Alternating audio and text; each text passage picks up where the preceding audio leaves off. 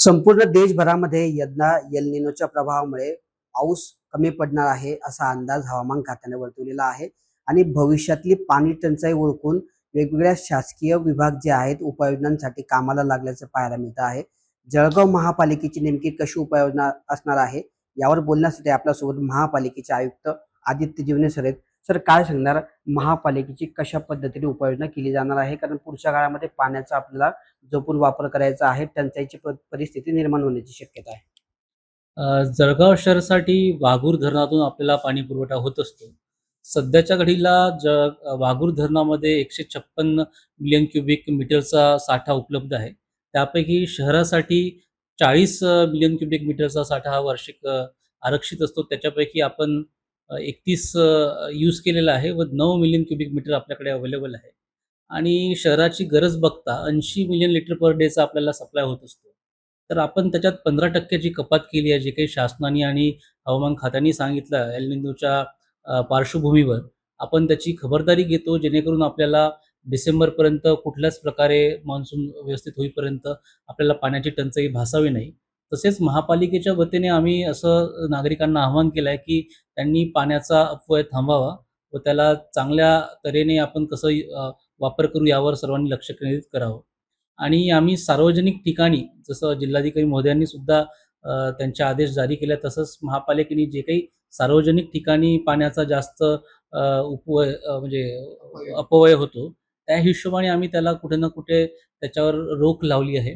आणि शासनाच्या ज्या काही वेळोवेळी सूचना येतात वेळोवेळी, तर त्या हिशोबाने आम्ही काम करतो, जेणेकरून नागरिकांना कुठलीच टंचाई भासणार नाही. आणि आपण ॲक्विफायर मॅपिंग, ग्रीन प्लांटेशन जे काही आता येत्या जुलैमध्ये वगैरे पावसाळ्याच्या पहिले करतो, त्याला अधिक भक्कमपणे करण्याचं आमचं नियोजन आहे.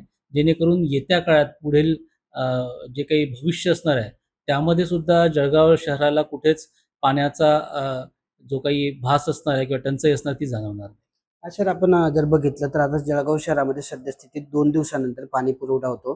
तर या दिवसांमध्ये काही वाढ किंवा कमी केले जाणार आहेत का? आणि वेळ जी आहे पाण्याची 1 तासापर्यंतची, तिच्यामध्ये देखील काही कमी केली जाणार आहे का? सध्या आम्ही 15% पाणी कपाताचा निर्णय घेतला आहे. त्यामुळे काही ठिकाणी जे 2 दिवसाआड पाणी येत होतं, तिथे 3 दिवसाआड पाणी होऊ शकतं.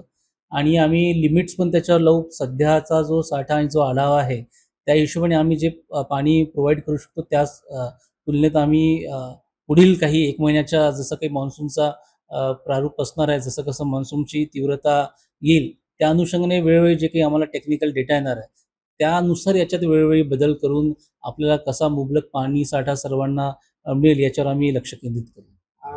जळगाव शहरामध्ये सर काही कूपनलिका आहेत, सार्वजनिक काही विहिरी आहेत, त्याचा देखील आपण त्या संरक्षित करून ठेवणार आहेत का पुढच्या काळामध्ये, जेणेकरून आपल्याला जर गरज पडली तर त्या वापरू शकतो? निश्चित तसं परिस्थिती काही उद्भवली तर आम्ही त्याला संरक्षित करून ठेवू. सध्या तरी आपल्याकडे जे काही ॲक्विफायर आहेत त्याला कसं रिचार्ज वेल वगैरे काही चांगलं करता येईल शहरात, अशा IIT रुड़कीमार्फत अभ्यास झाला होता. त्याच्यात 9 ॲक्विफायर स्ट्रेंथनिंगचे काम वगैरे हाती घेण्यात आले होते. त्याला आम्ही फास्ट ट्रॅक करून त्याचं काम लवकरात लवकर करू. तसंच आपण जो आपला सीवेज ट्रीटमेंट प्लॅन आहे, त्याच्यातून जे सेकंडरी ट्रीटेड वॉटर असते, त्याचा पण उपयोग करून कसं जास्तीत जास्त वॉटर ट्रीटमेंटवर भर दिला जाईल, याच्यावर पण आमचं लक्ष आहे. तर अशा पद्धतीने आता जळगाव महापालिकेची यंत्रणा देखील अलर्ट मोडवर आलेली आहे. पुढच्या काळामध्ये भविष्यातली पाणी टंचाई लक्षात घेता पाण्याचे जे दिवस आहेत ते 2 दिवसाआड सध्या पाणी पुरवठा होतो, तो 3 दिवसांवर जाऊ शकतो. तसेच 15% जो आहे पाणी कपातीचा या ठिकाणी निर्णय महापालिकेच्या वतीने घेण्यात आलेला आहे आणि नागरिकांनी खबरदारीने पाण्याचा वापर करावा, अपव्यय करू नये, त्यासाठी देखील यंत्रणा या ठिकाणी कार्यरत ठेवण्यात आल्याची माहिती आपल्याला आयुक्तांनी दिली आहे. कॅमेरा पर्सन जितेंद्र कोतवालसह किशोर पाटील, TV9 मराठी, जळगाव.